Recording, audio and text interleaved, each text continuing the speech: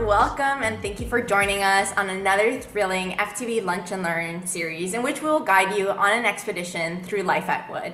We'll be showcasing a new profession every month and providing you with a comprehensive glimpse into their daily routine, from sunrise all the way to sunset, their contributions and the distinctive duties and obligations they bear in their role.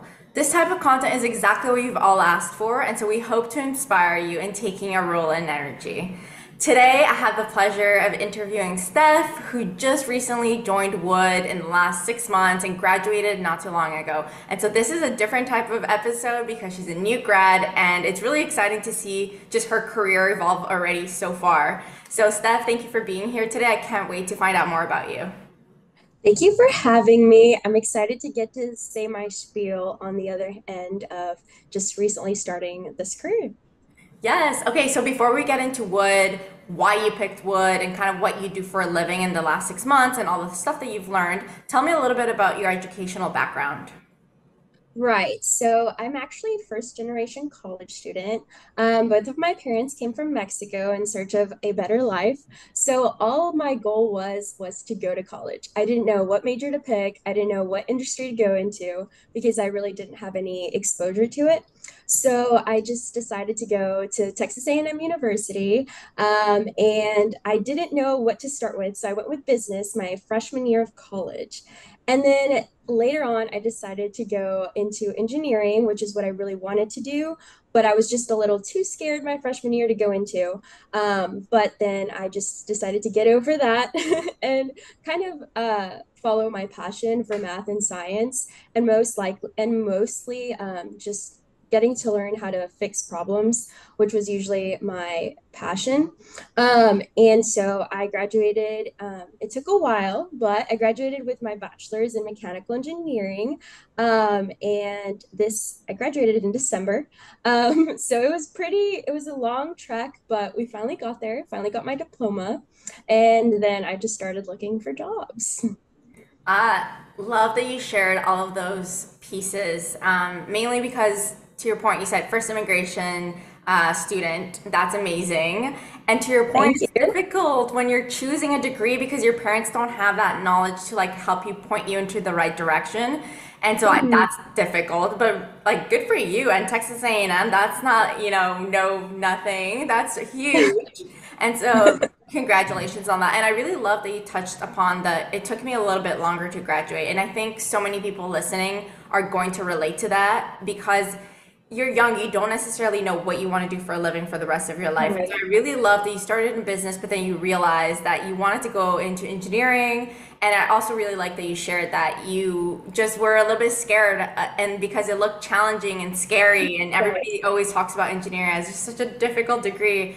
And Yeah. you still went for it. And it took you a little bit longer to your point, but you'll see as you start your career, none of those things really matter. It's kind of what you do Right. next and moving forward. And, for the Mhm. last 7 months, you've been slaying at work and doing such a good job. And so I can't wait to Hopefully. find out a little bit more about how did you choose Wood? Did you have any experience or any family members that worked in the industry or like either engineering consulting world or oil and gas? And as a younger generation lady, tell me a little bit of like what are some core values that you're looking for when you were interviewing?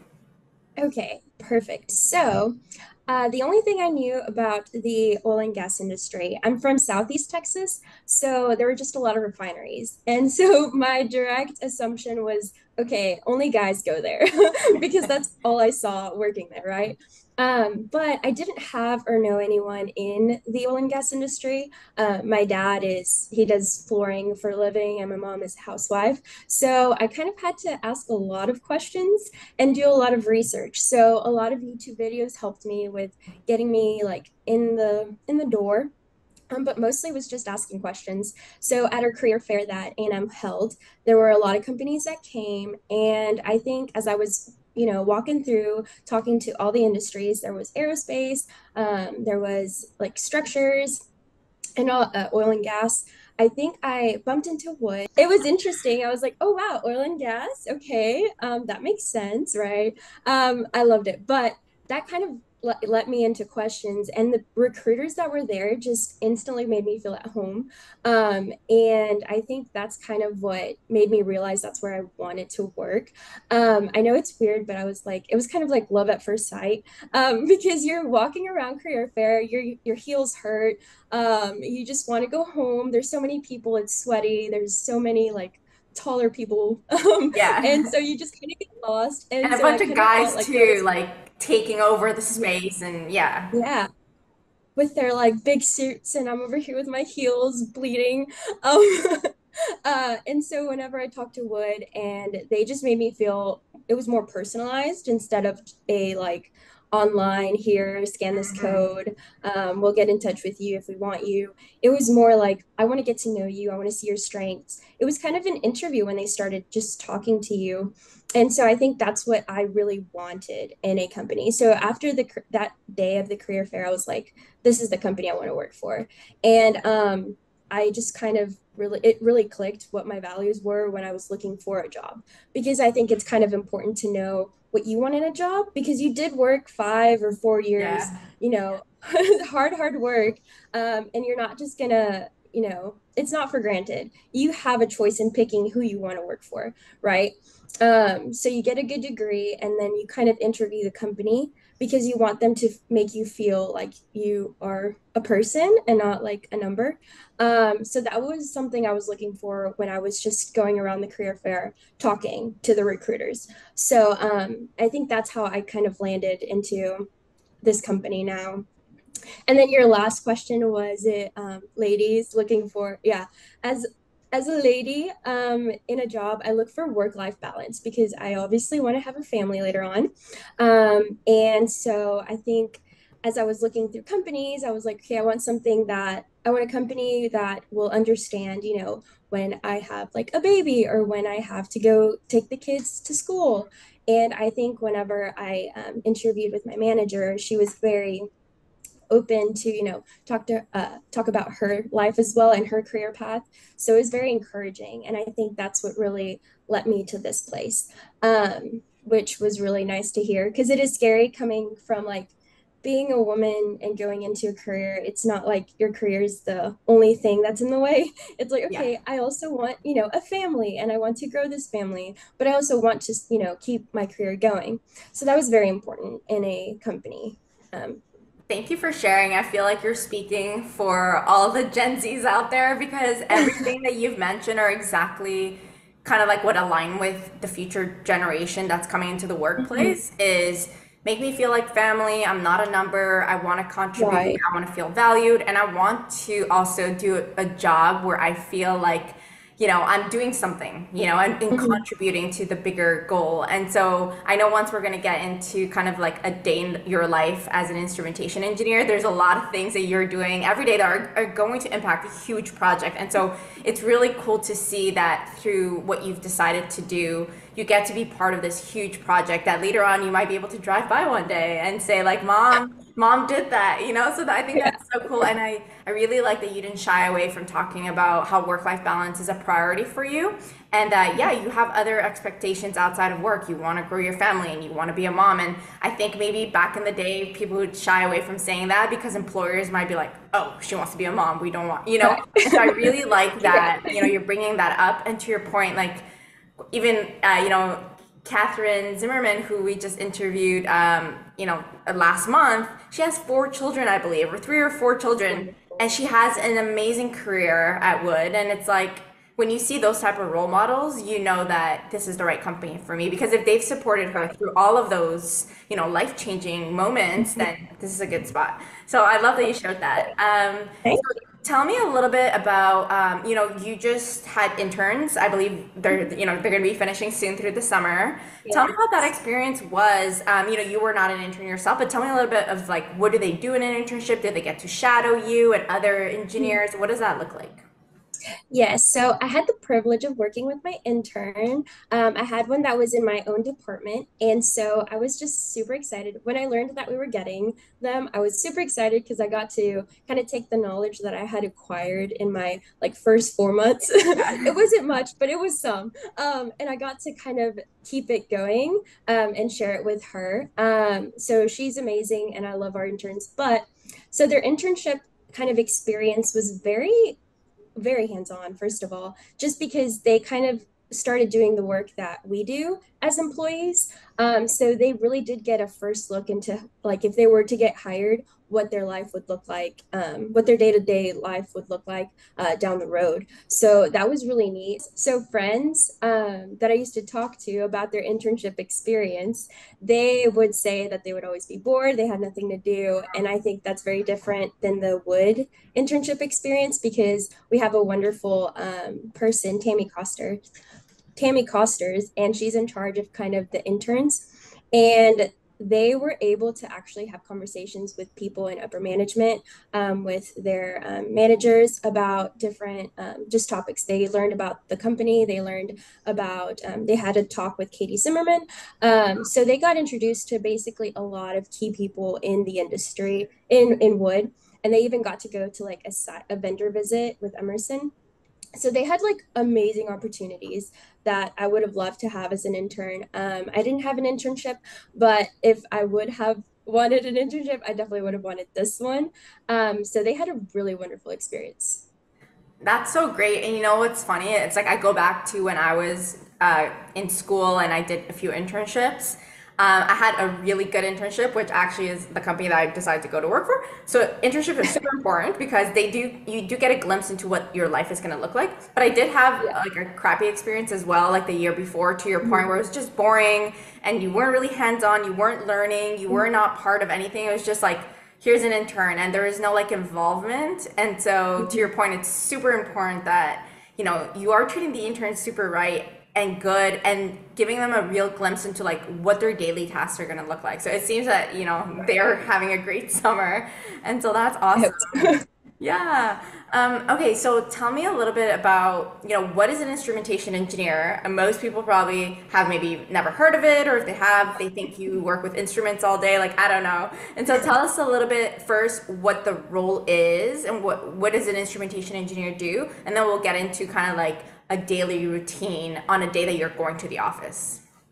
Perfect. Okay. So I also did not know what an instrumentation engineer was until I got the job. Um, so I had to learn as I went, but it basically encompasses a whole lot. And since Wood is an engineering firm, I have the role of package engineer. So as a package engineer in instrumentation, what my role is we are in charge of certain packages that are different instruments. So let's say one of the instruments is a pressure gauge or a temperature gauge. With that package, we are responsible of going through the PNIDs, which are just piping and instrument diagrams. So you just look through those, and then you have to make data sheets for each temperature gauge and each pressure gauge, and you have to kind of calibrate what range they're going to be used in. So basically, we're in charge of all the instruments that are put in a facility that is being built or designed. And then we have to kind of size them. We then, talk to the vendors. So there's that like nice interaction of telling them what we need and they tell us what they have. So it's it goes through phases or specific like job. But mostly we're just responsible for sizing like control valves, for finding the diameter of an orifice plate.